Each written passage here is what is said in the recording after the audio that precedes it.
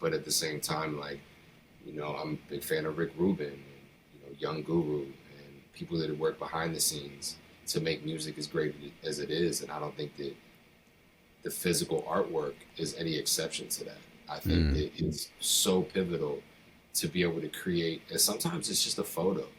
Sometimes it could just be a photo. Like, look at Word. Yeah, Word it's your was, face with the yeah, scribes and on it. it's a picture of me that Cinematic took out in North Jersey when we were out in New York, and you know that's a good brother right there too. Like my guy Sin, man, he's a super talented guy. Him and Vegas always rolling together, and these guys are just great, great with the media, and they're like documentarians. I always tell them, like, I always give them their flowers, man, because I feel like this whole renaissance has kind of been turned into a renaissance because of how much it's been documented.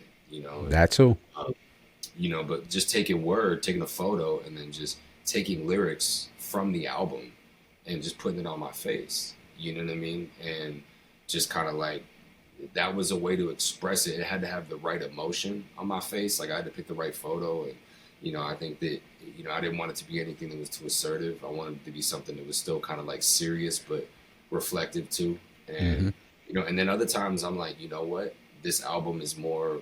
We're gonna go more animated and kind of cartoony with it because and part of that's my influence too, man. Like I'm a big fan of those albums I mentioned. AT Aliens and Aquemini are probably some of the most influential albums for me. And even though I don't think I sound like Outkast by any means, but um, Andre 3000 is probably, I'd say like, after years and years, he's probably like number one to me.